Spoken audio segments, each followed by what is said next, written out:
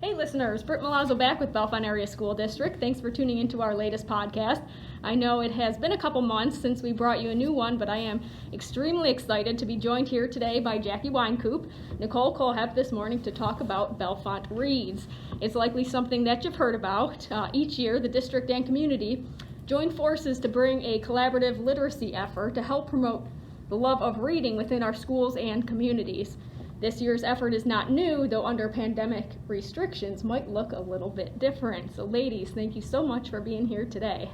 Thanks for having us. Yeah, always welcome. And especially, I know we were just talking too, you guys are here in person with me.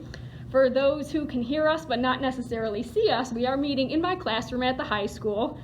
Distanced, of course, masked, of course, so if we are a little muffled, we'll try our best to talk clearly so you can hear us. But like I said, just more importantly, I love that we're able to get together in person so I can see us. There's nothing better than that. But on to Bellefonte Reads. First and foremost, when we talk about Bellefonte Reads, what is that exactly? Kind of explain that whole concept of when somebody hears Bellefonte Reads, it's not a new term in the community. What is Bellefonte Reads? Well, we are an organization, not an official nonprofit or anything, because we are tied to the school districts and within the community, but our whole mission and goal is to foster love of literacy in the community and to rally the community together around books. Our whole real goal is to put quality books in the hands of children and family, as we know that book ownership is incredibly important. And we have a variety of events throughout the year that are literacy focused, most notably our One Book, One Bellefonte initiative, where we bring the community together around one featured title. And the goal of that is really to just challenge perspectives, spark discussion, and inspire action. So we really aim to do that via our One Book. And how many years has this been going on? What year are we in this year? We are in year 7. Okay, that's so incredible. 7 years of Bellefonte Reads, which is amazing. Yes. Yeah, absolutely. And especially in a day and age where, again, we were talking about a little bit before that everything seems to have been canceled. Bellefonte Reads isn't, though, of course, may look a little bit different. Talk about how you're able to make sure things still go on. And then part of it goes back to your first question, which I think I'm still a little bit stuck on, is what do people think when they hear Bellefonte Reads? And I think maybe they think like it just keeps getting bigger and bigger, because I think that's where we are, and I think we keep kind of growing and changing. So I don't know if people are surprised or not that we're just going to still try to pull something off this year. So I had to kind of have a little giggle when you asked that question, because I partly thought, oh my gosh, maybe they think these two crazy literacy ladies are still coming. Hey, maybe that's a good problem to have. Right, exactly. So I think that, as always, we're just really driven by that idea of getting kids in books' hands. Book ownership is so important, and really more than just learning to read, instilling that love of reading, and regardless of the environment, and maybe in some situations now more than ever, there's an argument to say that this is so important to keep doing. Sure. So that kind of is what has driven us to make that step to say, like, well, we got to try it this year. We've got to try to figure out how to get this done. Absolutely. And you did talk about growth. What's attributed to the growth each year? I think just the support of our community. I mean, they are super engaged with all of our initiatives, all of our events. Our attendance at our multiple events throughout the year has continued to grow over the past 6 years. I mean, in 6 years, we've given away over 6,000 free new books, many of them hardcover, to our community, and that's something that we're really proud of. And kind of to touch back on what Nicole said, like, it wasn't even a question as to whether or not we would be having an event. Like, that didn't even enter our mind. We knew we were going to make it happen. And like Nicole said, now more than ever, I think that's really important to bring the community together and to find books that we love and find books that we can talk about that are connecting with the issues that are going on in our world right now. Sure. And in some ways, I feel like every year we try to add one more little piece or have some kind of nuance to it, and I think that it's just received so well that it just keeps growing. Like, it seems like it's just kind of infectious and it just keeps catching. Yeah. So we've seen a lot of growth. We've been super excited about it, and it's really all because of the support we have. Yeah, absolutely. And you did talk a little bit about books and themes. Before we get into that, you usually have one book, one Bellefonte, community literacy night. Usually that's I think held at the high school. Mm-hmm. Anything to replace that this year? Anything virtual or what? Well, we try to do a bunch of things. Sure. We didn't get to do it this year, but typically we go to the Bellefonte Children's Fair and give out books there. Bellefonte had a science night last fall that we had passed books out at. Unfortunately, we couldn't have it this year. But we did, over quarantine, have a family book trivia night that was held online. In fact, we had 2 of them, and that was a ton of fun. But as far as our events, what we've decided to do this year is really hold a big one book, one Bellefonte celebration. We don't know exactly what that's going to look like yet. Obviously, it's not going to be in person. We don't anticipate that happening. That being said, we're still going to find a way to put the books in the community's hands, whether that be a drop-off, pick-up, we're not quite sure again. And definitely a lot of the activities that we would normally do in person at the event will be held virtually. So we're still in the stages of planning all of that. But as far as looking different, it just has to because of the pandemic. But I think it's actually been a really great thing because we've tried some new things. We're looking into some new things. I think the idea of doing virtual activities is something we've been wanting to do anyway to engage those families that may not be able to come out or might be too busy to come to the event because they have sports or other activities going on and might need to engage in it at a later time. So I think it's actually going to help us in the long run because we'll be able to see exactly what the community needs and how to meet those needs over time. So Sure. Nonetheless, still finding ways to engage the community even under this weird coronavirus, life that we are living in. Who would have ever thought? Of course. Even sometimes I still step back and say, oh, this is where we're at now. So Yeah. we're coming up with backup plan and then a backup plan for the backup plan. And then what if this? What if the weather's like this? So, Yeah. Our brain is just turning with ideas. So Yeah. we'll have something. Yeah, absolutely. Just rolling with the punches like you have to. So we've seen some of those videos that you put out about some possible books and themes this year. Take us through how that's going to be narrowed down. I heard community vote. Yes. Yes. So this is really exciting, and honestly, it's something that we've tossed around for the past couple of years. We have a really dedicated committee of community members that are from the school, that are from our public library. Some of them are just community members. But we really spend a lot of time looking at the books and picking one that we feel is the right fit for the community. That being said, there's just so many amazing books out there, and there's so many amazing issues that are currently going on right now, and we feel really passionate about, educating the community and bringing people together. So honestly, we just couldn't decide. So we said, this is the year to do it. This year we're having the community vote. So what we've done is we've narrowed down our book themes to 3 main themes. Do you want to talk a little bit about those, Nicole? Sure. Again, with all the reading, I feel like we just finished a reading marathon of books. It was really interesting. We were able to kind of narrow things down and then categorize them into 3 themes. So our first theme is Protect Your Planet, which you've already seen the video on. It speaks to climate change, which is such a big issue in our community. We actually have noticed we've had some high school students outside kind of engaging in some, Protests. Yeah. Yeah. Fridays for the Future protests outside. Yeah, so we thought it'd be a great year to maybe kind of bring that into the community and offer some options for digging more into learning about climate change is one of the options. The next theme is Find Your Brave, which I would say it's this idea of creating or looking at the inner superhero in everyone. One of the books, and I don't want to give too much away because I think that video just got released this morning, but just the idea that, superheroes are everywhere around us. You can find your inner brave and you can be that superhero too. So we're excited about each one in a different way. Yeah. When you say, like, every time I talk absolutely. about one of the themes, I'm like, I just love this one. And I I'm like, love that this sounds so uplifting. Yeah. Yeah. Well, and I think now, because the community won't actually hear this podcast until after all 3 themes have been reviewed. So I think we're okay. Okay. I think we're okay to share our 3rd theme.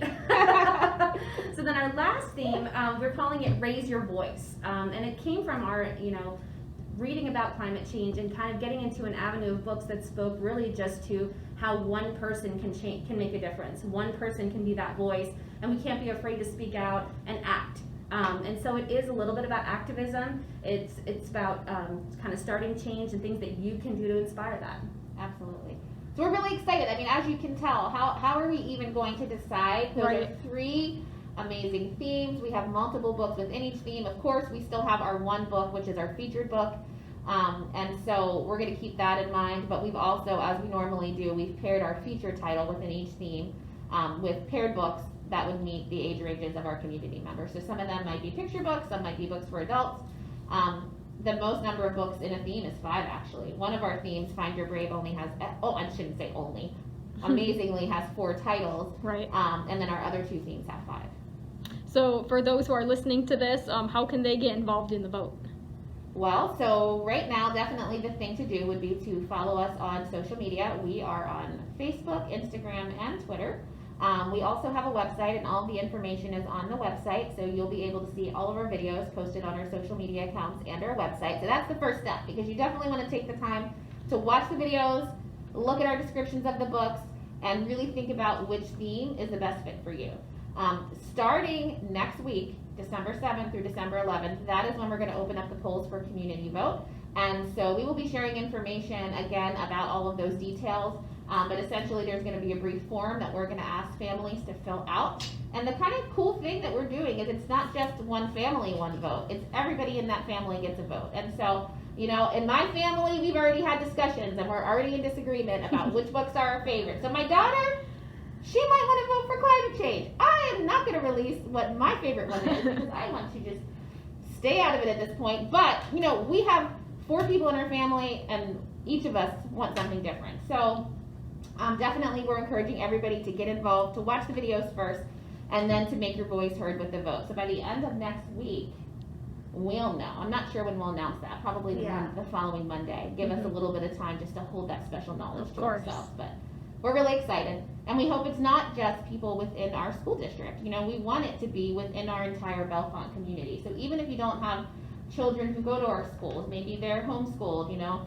maybe they're in another online learning program, or even if you're just a retired community member. I mean, anybody. It's really open up to anybody because there's something in each theme for everybody. And that's a really great point, Jackie, because we went back and forth about this idea of voting, and if we wanted to, we could easily just have our students vote in the school and have our teachers do that. But more importantly, just than the vote is also the conversation about the vote. So we're really hoping that at night, at home, these families have conversations about the books and really think about what reasons they have for making their vote, and then making that a community or a family thing that they can do together. Mm-hmm. And that seems so important with Bellefonte Reads, is that community aspect. I know Jackie had talked about a committee that includes community members as well. Can you talk a little bit about the committee, who's on it, what the mission is of that as well? Absolutely. So Nicole and I are the co-chairs. We've been in that role for many years now. But we also have Naomi Rupert. She's our middle and high school librarian. We have a couple of members from the Bellefonte Women's Club who serve on our committee as well, and that group does so much for the community, so we're really grateful to have their support. We have a couple of different English teachers, Kat Momanzada and Casey Bury, who are both high school teachers here. They teach 9th and 10th grade English. And then also we have Sam Hubley, who's one of our 6th grade teachers. Actually, she's Sam Robbie now. She recently got married. Couple of other teachers as well. Mary Boyle Fedor, she's a special education teacher here at the high school. We have our assistant to the superintendent, Leslie Elder, who served in our committee for many years. We also have Laura Sarge, who is our Center County Children's Librarian, among many others. I don't want to read from the entire list. You can find that information on our website, but just know that it's a very nice mix of people from within the district, those that are just in the community, with everyone, no matter what, having a real passion for literacy. And it's not just our committee that does all of the work. 100%, we have to recognize that none of it would be possible without the support of our generous community. And so this year, actually, we have raised the most money ever for Bellefonte Reads. It's really incredible. We have hit over $10,000 this year in funds that will be used to purchase books for our community. So, you know, we were a little worried about that with the pandemic and with, you know, the economy, and we were wondering how would we make this work. We were still committed. We knew maybe it would be smaller, but we had no idea just how much even more support we would receive. So we did receive one large grant from the Believe in Reading Foundation. They donated $3,000, and that is the second year that they have given us $3,000 for our books. Our local Walmarts, three of them donated money. So the Benner Pike Walmart, the North Atherton Street Walmart, and actually the Sam's Club on Benner Pike, for a total of $3,000 from our local Walmart. Wow, incredible. State College AAUW, they gave us $2,000, and what's notable about them is that they have supported us from the very beginning. So for 6 years, not the first year. The first year we didn't really know what we were doing, and the school district was able to provide funds. you know, it was a kind of a small event, but for the past 6 years, the AAUW has provided us with funds. The Bellefonte Education Foundation donated $1,000, and then Bellefonte Area Middle School, the teachers and staff at that school, they donated all of their Friday Jeans money to us, and Wow. that is at this point close to $2,000. I think I need to update the website because we just got another donation. So, I mean, all of that together, it would not be possible without their support. So we really want to thank our benefactors.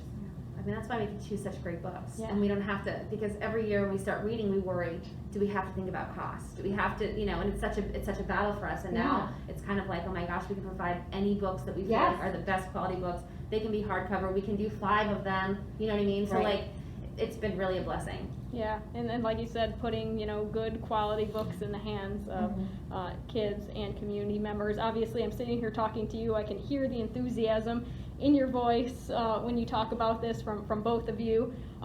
You know, lastly, just kind of want to talk about the importance of reading and literacy. Both educators, again, obviously both so passionate about what you do. From your perspective, why is it so important to work to instill that in kids in school and in the community? It's just something that is a lifelong thing that we want to make sure that we instill in people. I mean, we know that it's important in elementary school to learn to read. I think we acknowledge that. I'm actually also a reading specialist and spent many years training that in students, but part of what allows that to happen is to love to read. And I think what's really nice about Bellefonte Reads is this outlet of instilling the love of literacy and the connection with people that come from reading these books together. Yeah, and honestly, I will have people that will come up to me in the community or respond or send us messages on social media thanking us for the book, sharing pictures with us, you know, them reading with their children. I mean, it's just incredibly heartwarming. It's not just about putting the books in their hands, that's one thing, and there's a lot of research to support how much book ownership in the home does to improve literacy. But it's also just about that connection that families can make with their children. Whether you have a child who's in pre-K to a child who's YA. And that's why we're really passionate about when we craft or cultivate our books around that one core theme. We really do a lot of work in reading to make sure that the books really have a nice connection. Because we want, no matter whether you're reading the adult book or whether you're reading the pre-K book, that it's a discussion around an important issue that the family can have together and they can all bring something to the table. So we're really, really passionate about that. Sure, absolutely. Well, again, I thank both of you for being here today. For our listeners, I talked a little bit about where to find more about Bellefonte Reads and everything that they have going on. That's, you know, Facebook and social media and their website. We have those links as well on the district's main website, www.basd.net. For our listeners, just please remember to continue to check out, you know, information on the district's website. Again, we have quick hit information about Bellefonte Reads, and of course, just about everything else that you need to know about the district. You can find that in the school news tab. And as well, come check us out on Facebook, Instagram, Twitter. We update those constantly. We'd love to see you join us there. And again, ladies, thanks so much for being here today. Thanks for having us. Thank you. Stay tuned.